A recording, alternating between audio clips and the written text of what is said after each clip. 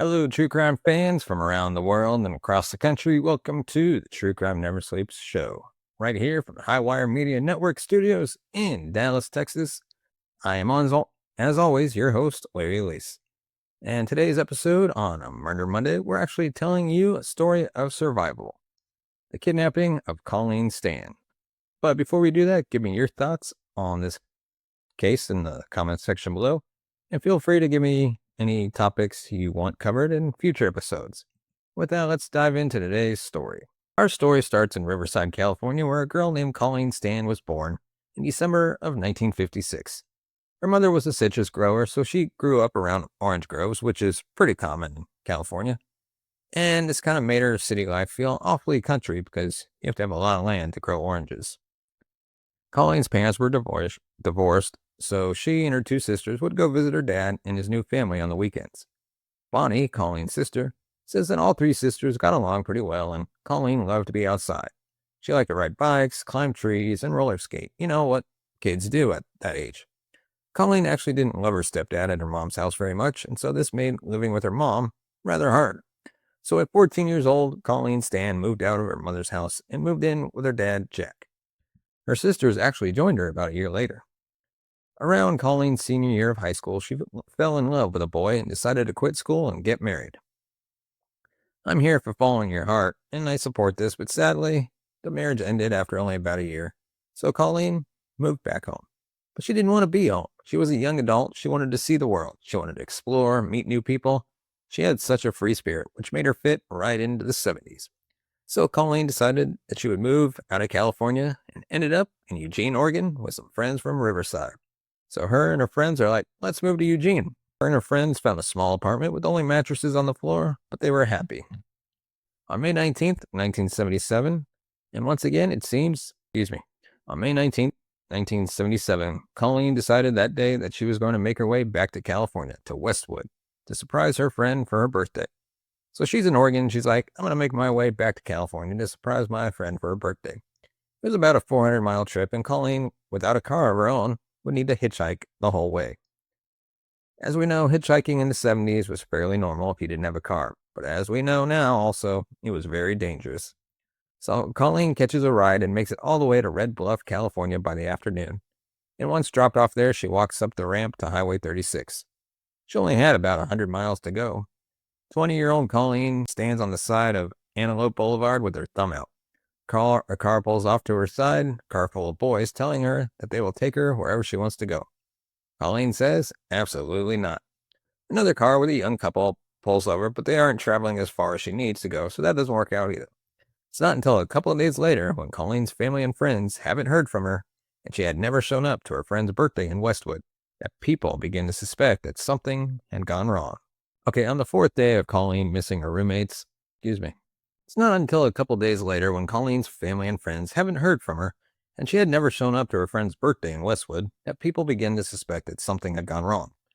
On the fourth day of Colleen missing, her roommates filed a missing person report with the Eugene police.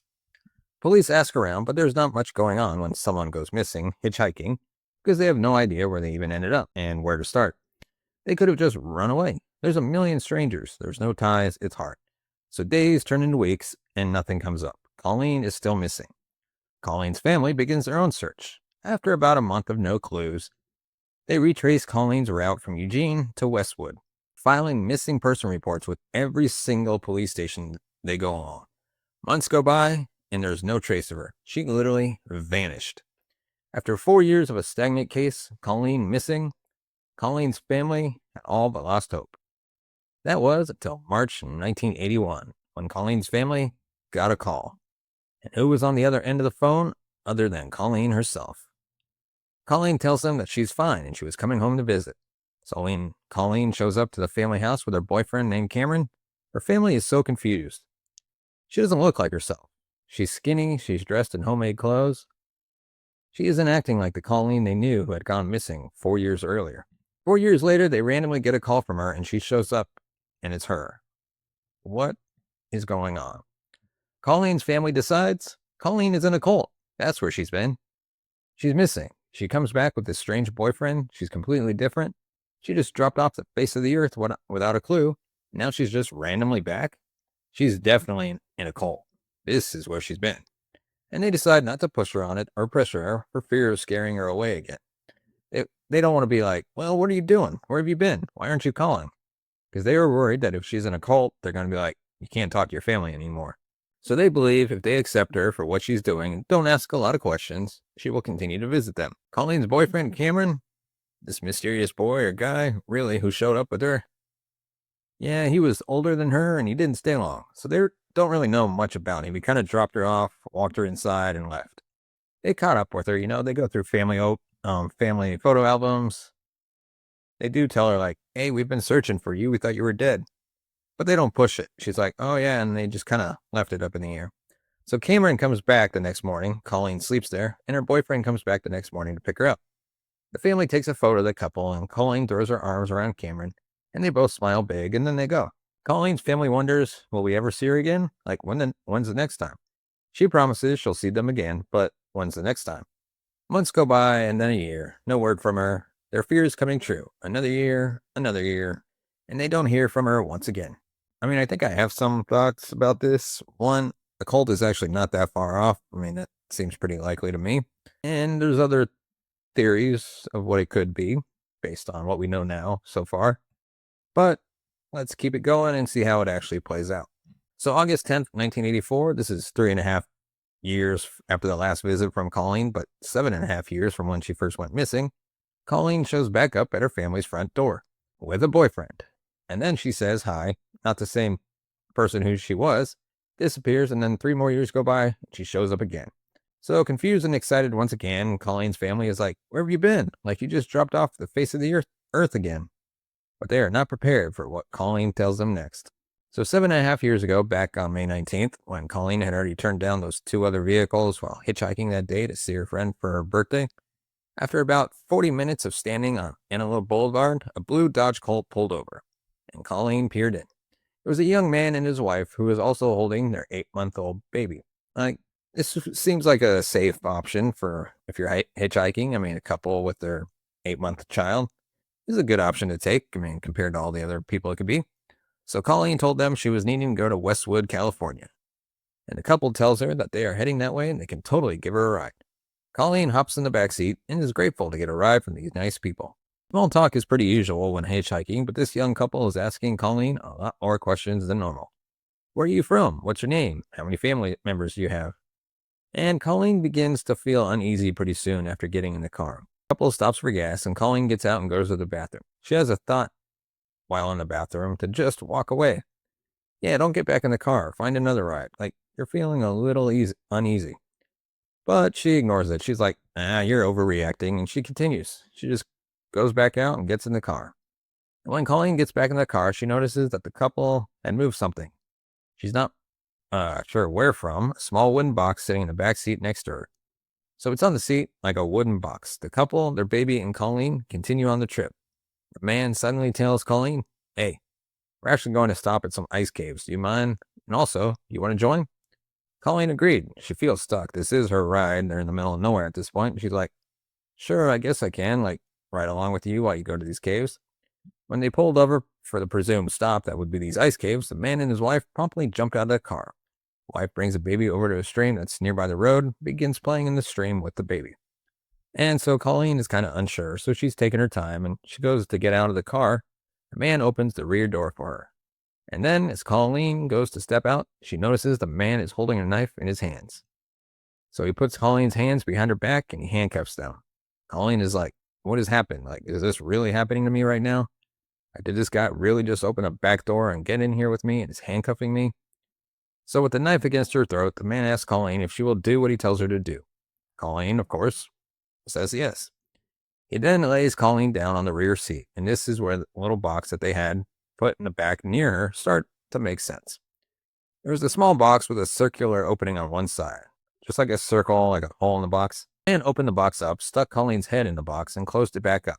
So her neck was sticking through the circle part that she saw in the box. So she has a horrible wooden box over her head in the back seat. So she literally can't speak because she has this head restraint gag device that's covering her mouth. And now she has this box over her, which is super claustrophobic. Her head's literally stuck in a wooden box. The man undoes Colleen's sleeping bag that she had packed up with her and was hitchhiking with, lays it over her body in the back seat, because keep in mind, he laid her down. So the wife gets back in the car and says nothing, and this is when Colleen realizes that she knew he was going to do this. The wife knew. Yep, that the husband had planned this and everything. She had been in on it and wasn't saying anything. Do you imagine how scary this would be? So Colleen is just sitting in the back of the car, and this couple drives around until it gets dark outside. Now, I'm just going to warn you, this next part of the story is going to be a little bit more graphic than other episodes that we have done. So if you don't want to hear that, you can either skip ahead or just move to another video. So this car ride, literally from hell, eventually stops. The man takes the wooden box off at Colleen's head and walks her up to a back door on a house, blindfolded. He takes her to the basement of the house, stands her on a stool, undresses her, takes her handcuffs off, and switches them out with leather restraints that he then hooks to the ceiling. So she's on a stool, her arms are hooked up too. He then kicks the stool out from underneath her, so she's hanging by her arms, which I don't think we can imagine how painful that would be. The man then gets a whip out and uses it. And there are some S&M magazines on the table in the basement, so we can kind of feel where this is going. The wife then comes downstairs, obviously after putting the baby to sleep, and the couple begins to engage in sexual acts while Colleen is strung up. The man in the basement that had kidnapped Colleen that day was 23-year-old Cameron Hooker. He was a lumber mill worker, and his wife was 19-year-old Janice Hooker. And they were, without regret, taking all of Colleen's innocence away in that moment. When Cameron came and unhooked Colleen, she was relieved. But it didn't last long. Cameron put the wood head box back on Colleen, blinding her. She couldn't see, so he took the blindfold off and put the head box back on. He then stuffed her into another box from the neck down, where he chained her up in the box. She was chained by her legs and her arms in the box.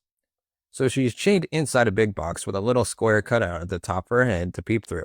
And then when her head's out, there's another box on top of her head. So it's literally two boxes. And then Cameron went upstairs. He leaves Colleen alone in those boxes, chained up overnight. Think about the position she's in, with her neck poking out. You know how uncomfortable that would be to sit there for 12 hours chained up like that? So Colleen felt so scared the first night she could not breathe in the head box. She was gasping for air. The only air she's getting is by the space by her neck. Her wrists are aching so bad. She prayed over and over to get enough air to not die. And when the morning came, she was so exhausted from literally fighting to live all night long. The next morning, Cameron removed the head box and chained Colleen to the top of a table by her arms and wrists in each corner. He then put the head box back on her, and he left her there. So Colleen started to figure out, this is what it's going to be. I'm never really going to see the light of day. My head's always going to be in this box, and there's just going to be new ways of torturing me. As the days went by, Colleen tried her best to keep track of time. She could feel the temperatures change throughout the morning to night. There were no windows in the basement, so she was like, okay, it's hotter now, it's colder, that's a day. And that's how she was keeping track of the days. She was suspended and whipped almost every night, as well as put in the box every single night. She was also stretched on a homemade stretcher, in the worst ways. Controlled when she could eat, when she could go to the bathroom. It took a couple of months for Colleen to realize that staying alive meant not fighting back and just obeying Cameron, doing whatever he asked her to do. So she's still in this basement, and this is only after a couple of months of it happening. And then 4 years later, she saw her family with Cameron. So after about 3 months, Cameron built a cage underneath the cellar stairs that she could stay in. So she's in the basement, and underneath the stairs in the basement, he decides that she can stop sleeping in the box and she can move into a cage that he built underneath the stairs. She could work under there. He would make her shell walnuts like all day. But for Colleen, this was a blessing because she finally got the blindfold off. She no longer had the head box on. She got to use her hands. She got to do something. So for her, this was like, okay, it's getting better, right? Like, this is getting better. Even though I'm still in a cage, at least I can, like, do stuff. I'm not just sitting here blindfolded all the time. So for months, she had not been able to see, locked up in the box majority of her day.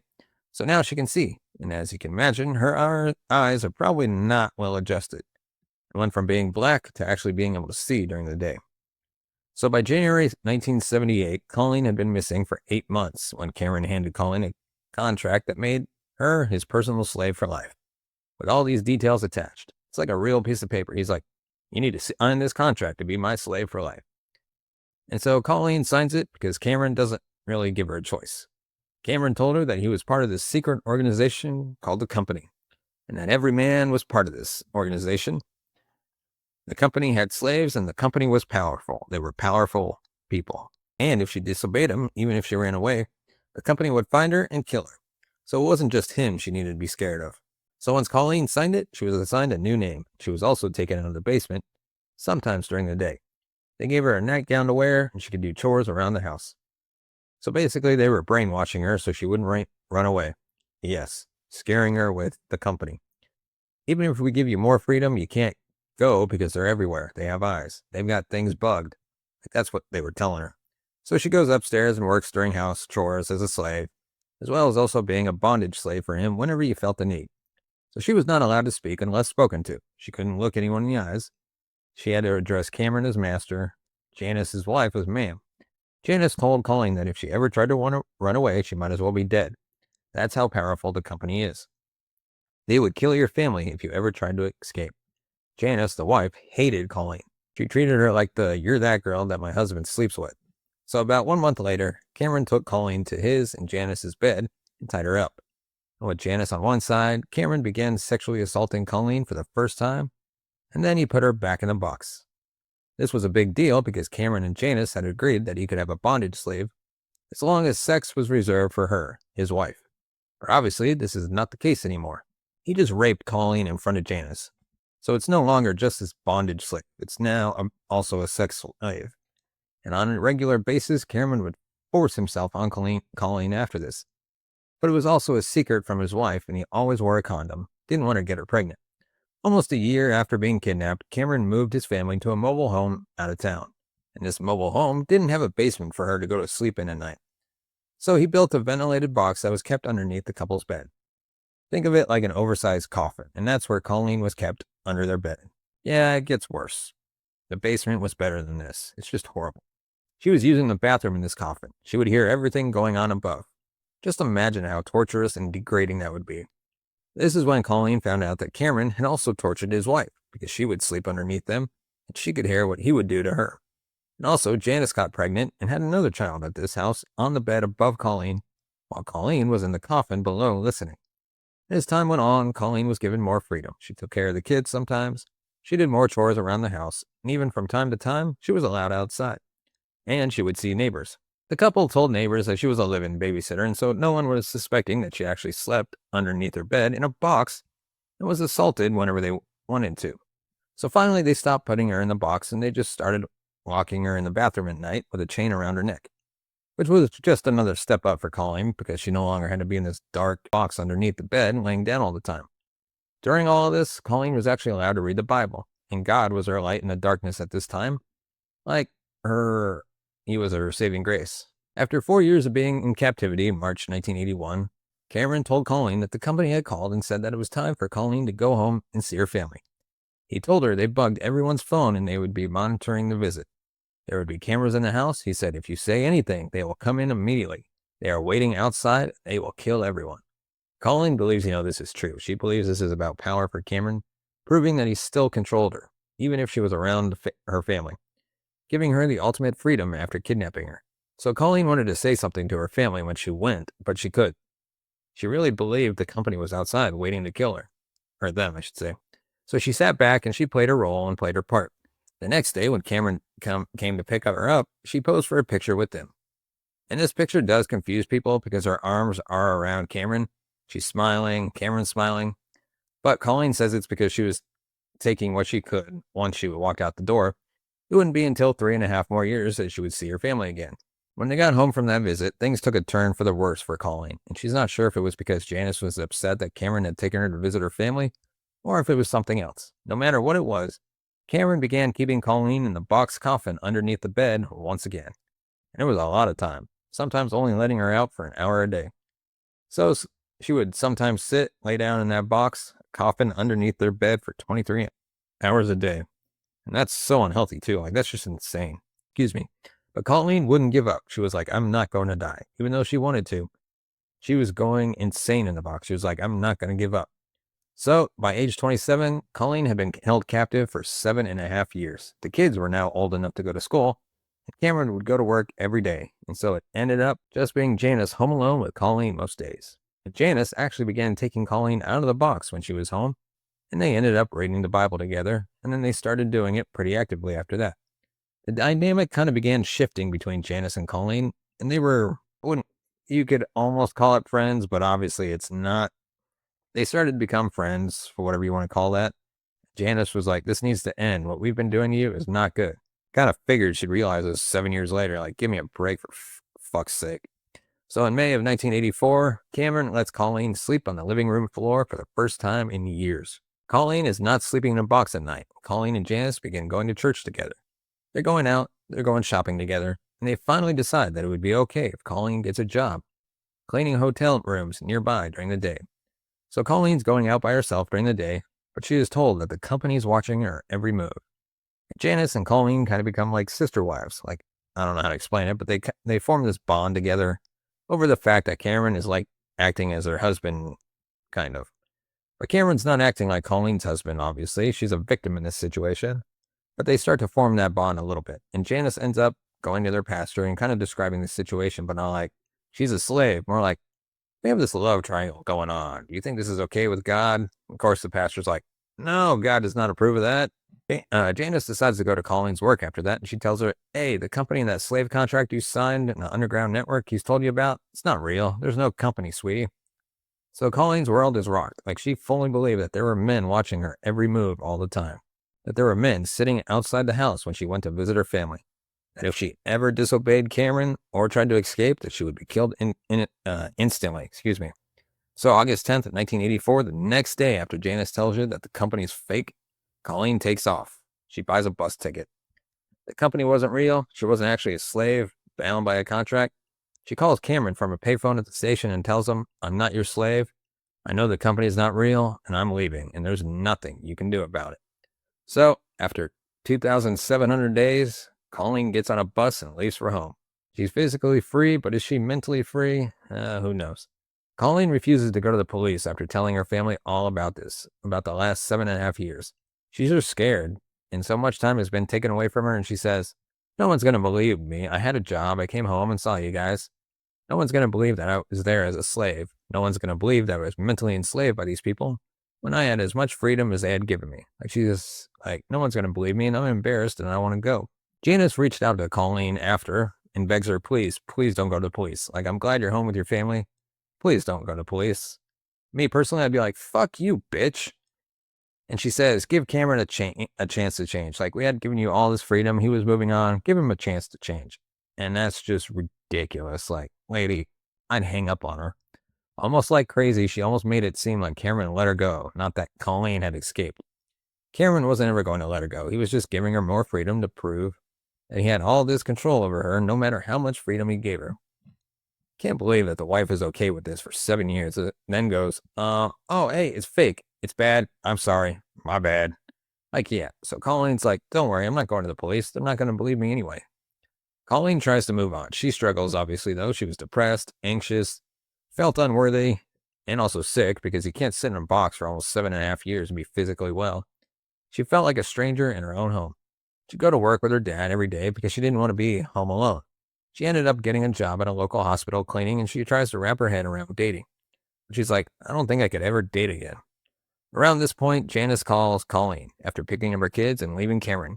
So Janice leaves Cameron. She's like, I'm done. I'm leaving him. And she calls Colleen and she says, hey, I picked up the kids. I've left Cameron. And oh, by the way, I went to the police and told them about you. So you can expect a visit from them. Janice had told police that her husband Cameron had abducted Colleen Stan and held her as a sex, bondage, and house slave for 7.5 years. And that on January 31st, 1976, 8 years earlier, about a year before they abducted Colleen, Cameron also kidnapped 20-year-old Mary Elizabeth, apologies for butchering her last name, so I'm not going to attempt it, who was actually listed as a missing person. She was hitchhiking a block away from her home when Cameron and Janice stopped and picked her up. They subdued her, they boxed her head up in the head box, they tied her up, and they took her to Red Bluff back to the house. And while there, she was screaming and wouldn't stop screaming, and so Cameron said, I'll cut your vocal cords if you don't stop. She didn't stop. He cuts her vocal cords and accidentally kills her because you can't really cut someone's neck, like that's an artery there. They rolled her up, they took her out to the car where they drove to Highway 44, found a side road, they dug a grave, and they buried her. And then about a year later, they abducted Colleen, kept her for 7.5 years, They originally wanted to keep Mary for 7.5 years, but she died. So Janice tells police that she met Cameron when she was 15 years old and that she didn't know any different than this brutal sex life and this bondage life they created. And it took her a long time to realize that this wasn't normal. She was tired of the torture and that he was putting on her. So she agreed to help him kidnap a woman to take her place so that she wouldn't have to be the one sitting in the box. She wouldn't have to be the one being brainwashed as well. So Janice was actually offered immunity to testify against her husband and to find the remains of Mary. And that's just a whole nother weird, messed up deal. But they could never actually pinpoint the place where they buried Mary. She could never re-find it. And so this means that they only had Janice's word about what happened and Colleen's. So when police call Colleen and they meet with her, she tells them her story and about a picture that she had actually seen in the basement in those first couple of months. She could see it next to her purse, and I was there from when they had taken her. He put all her belongings in a corner, and there was a picture in the corner. And that picture was of Mary. The girl in the picture was Mary, the girl they had kidnapped before.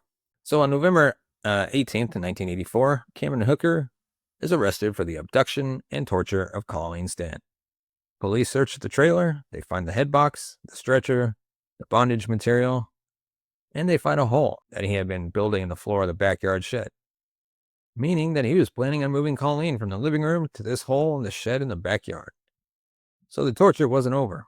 Colleen didn't have much outrage against her captors. She was kind of like cold, and the state had to prove that she was still a slave despite the seemingly obvious freedom she had. She went to work, she left. She said she was mentally still a slave though. And they had to prove that though, because how easy is it for the defense to go, hey, she had every ability to leave. She was choosing to be here. Because the statute of limitations had run up from the time he had kidnapped her. He could get off if they could prove that she was a willing participant by this point.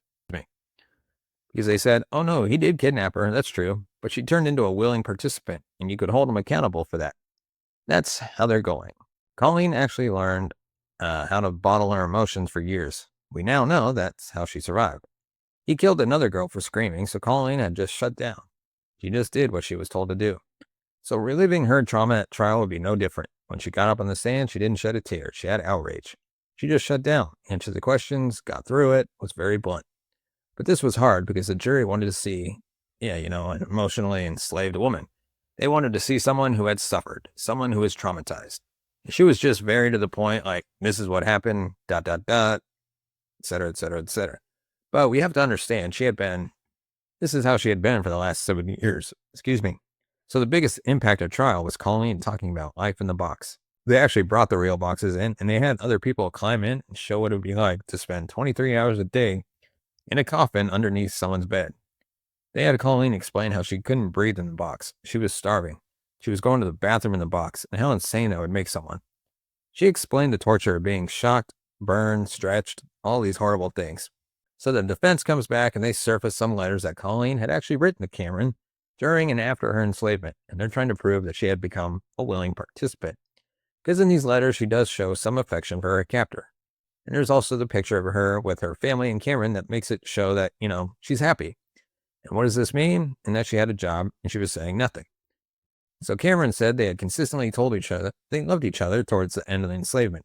And Janice and her actually had a relationship, and it was like this threesome, and they were all happy and she wasn't a slave anymore. And Colleen feels like she was the one on trial. She probably did love Cameron for doing the bare minimum, and this is some complex psychology here. Because when he gives her a Bible, when he lets her go get a job, when he lets her out of the box, when he lets her sleep on the floor in the living room, it's brainwashing, it's coercion.